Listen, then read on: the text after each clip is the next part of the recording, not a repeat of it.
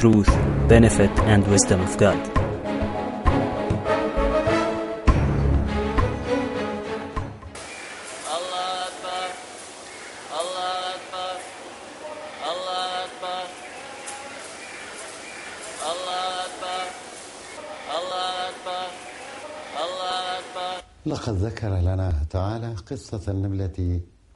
The Almighty has told us the story of the ant with our master Suleiman. He says, "An ant said, 'Go into your dwellings, ants, lest Suleiman and his warriors should unwittingly crush you.'" How could it know that our master Suleiman was coming with a large army from some distance away? Was it by satellite or radio? How could it describe the mercy which settled in the hearts of the warriors and caused them never to crush an animal wittingly? They are believers. This compassion is to be found in the hearts of those who believe. In Britain, the pigeon stands on people's shoulders and heads and eats from their hands because they are sure no one will hurt them. Also in Syria, the pigeon are not afraid of approaching humans, because the people here have a special leniency towards this species. In contrast, finches and other birds dare not approach as they know people will harm them. This perception or characteristic enables the animals to realize that the man whom they have been created for, and whom they have sacrificed their bodies and spirits for, does not pronounce the name of Allah when slaughtering them. He leaves them to suffer intense pain and torment. Therefore, they will feel miserable and distressed and become spiritually unbalanced. This exposes them to attack from fatal disease, so that which is happening in a world of epidemics nowadays, such as mad cow disease, foot and mouth, chicken plague, and others, is evidence of this. Here in Syria, when the findings of our research appeared and became known, people began to pronounce the name of Allah over carcasses. At that time, chickens were being attacked by chicken plague. Suddenly, this disease disappeared, and no more was seen of it at all. We even tried to find a case to complete our study by pronouncing the words "Allah is greater" over it, but not such a case could be found. This is because the animals and birds knew that pronouncing the name of Allah had spread and prevailed. This reassured them and set their spirits at ease. Consequently, the defense systems became activated and could destroy the disease in Syria.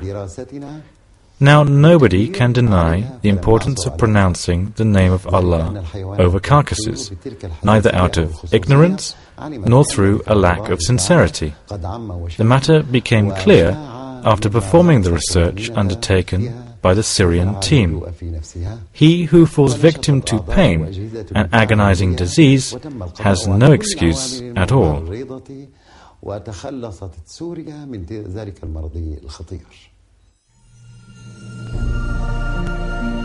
Now nobody can deny the importance of pronouncing the name of Allah over carcass, neither out of ignorance nor through a lack of sincerity. The matter became clear after performing the research undertaken by the Syrian Thieme. He who falls victim to pain and agonizing disease has no excuse at all. In fact, after the brilliant results which appeared in the tissue, germ and blood analysis achieved in trustworthy and recognized laboratories, who dares to eat even one piece of meat over which the words "in the name of God, Allah is greater" were not pronounced, or even feed it to his chicken. The meat over which these words were not said is full of blood and may cause a great many diseases. Also, it's full of germs and toxins which cause significant damage to man. Moreover, the quality of the meat is poor. According to this, we can say frankly that meat over which these words were not said is not good for human consumption.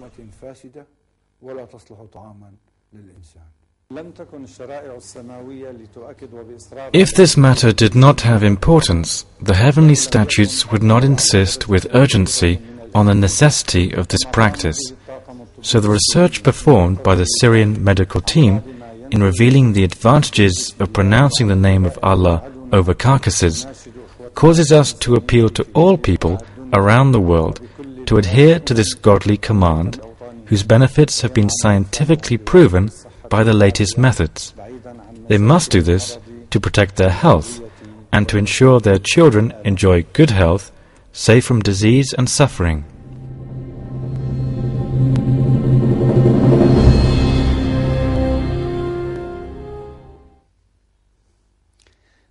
I will mention a summary about the life of the great scholar Muhammad Amin Sheikho, who spent his precious lifetime achieving great things with the virtue he planted in the hearts of many others, and with the knowledge of God, without which the heart cannot feel reassured. The books of this scholar have spread all over the world and are derived from the Holy Quran, which is full of light. He did not deviate a hair's breadth from the words of God. Glory and praise be to him.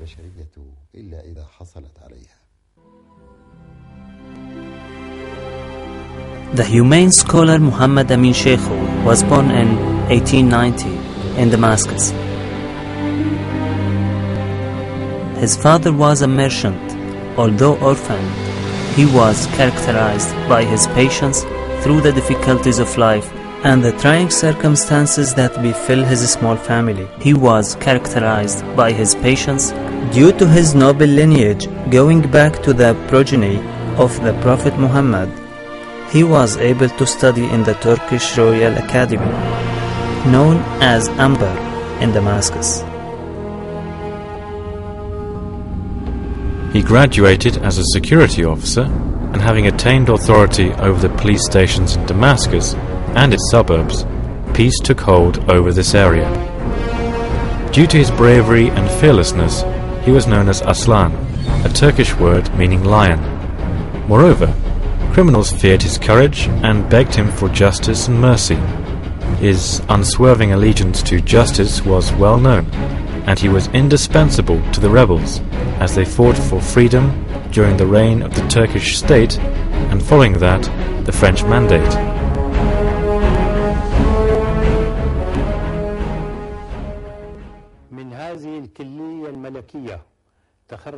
From this Royal Academy, my father, the scholar Muhammad Amin Sheikho, may God have mercy on him, graduated. I address my full thanks and gratitude to Professor Abdulkader Dirani, who undertook the faithful publication of all my father's books.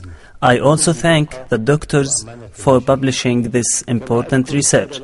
I heard my father warning people time after time about neglecting to mention the words Allah is greater over a carcass. May God have compassion for him and provide him with the best reward for his acts.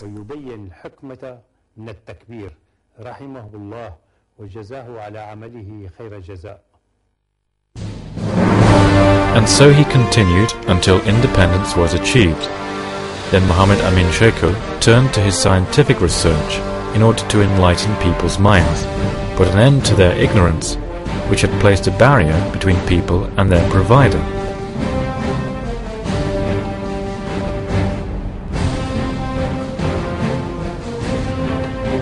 His lifetime was a demonstration of the great things he achieved. He was a lamp which lit the way for future generations, until he died on the 15th of August 1964. His holy body was buried in the cemetery of God's Prophet Thul-Kifl in Salahiyah Street in Damascus.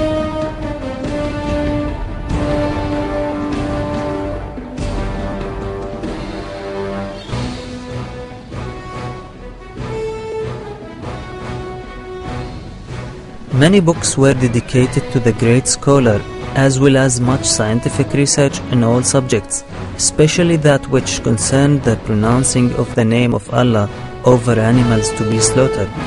Before this, Muhammad Amin Sheikho was able to bring further science to light through his book, The Marvelous Medicine.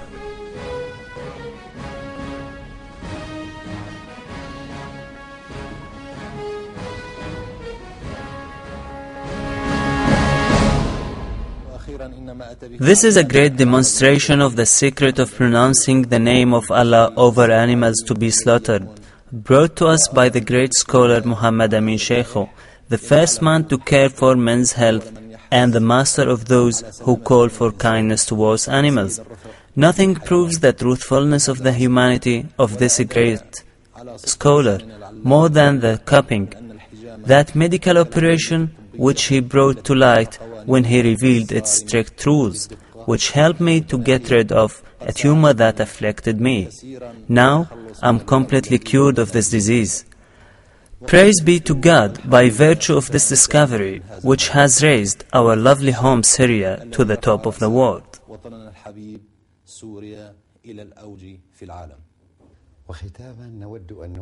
At last, we wish to address a call to everyone, all meat institutions, and to cattle and bird breeders across the world, that we are completely ready to participate in applying the results of this research on all animals, so as to help the eradication of any disease, epidemic, or threat that attacks livestock.